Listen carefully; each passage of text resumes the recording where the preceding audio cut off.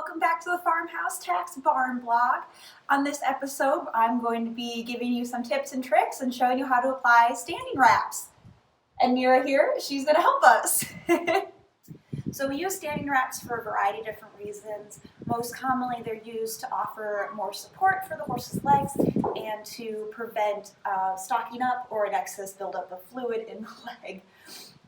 So after an intense jumping workout or when they're on stall rest with an injury, wrapping is a good way to help give them a little bit of extra support. To do a standing wrap, you're going to need a pillow quilt or a no-bow wrap, and then a standing bandage.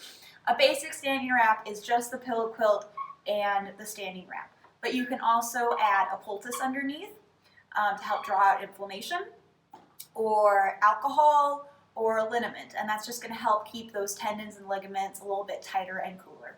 And it's really important that you practice this skill a lot and you have someone knowledgeable check after you, because you can do more damage than good sometimes if you're wrapping incorrectly.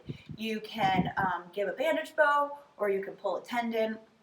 It's an important skill that every horse person should know, but you just need to practice it a lot to make sure that it's up to par. So key point number one is that we want to make sure we do not kneel next to our horse when we're doing our wrap. We want to stay on our toes. This is important so that you can quickly get out of the way if your horse was to spook or if something bad happened.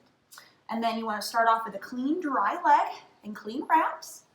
You're going to start with your pillow quilt or no-bow. I have no-bows just because they're a little bit safer because you can't pull them as tight without knowing how tight they are, which decreases bandage bows and then bowed tendons. So I always start in the middle here. I like to put the inner part of the wrap on the inside of that cannon bone. And you always want to make sure that you're wrapping towards your horse's tail. That is key. If you're wrapping towards their nose first, then you're going backwards, and that can cause some damage. So keeping a nice even pressure all the way around the leg, making sure it lines up nice and evenly, just like that. And then you're going to grab your standing bandage. Again, making sure that it wraps towards their tail first. I like to tuck a little bit of my bandage underneath the quilt, and then I'm going to start wrapping. You're going to pull slightly across the cannon bone, but not too hard. You just want to keep that even pressure as you wrap down the leg, making sure that you leave an even amount of space between each wrap. And I'm just going to keep doing that slightly to the fetlock. Leave a little bit of pillow quilt sticking out, and then back up.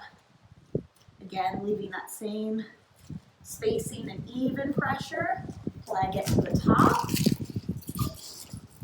And then I secure it like that. Should be able to fit 2 fingers in there, so it offers the support it needs to without cutting off the circulation. And again, key thing, practice, practice, practice. Have someone experienced come check after you and give you tips. It's important that you don't have any wrinkles in your wrap, that it's the same even pressure all the way around, and that there's that even spacing between the layers of wraps.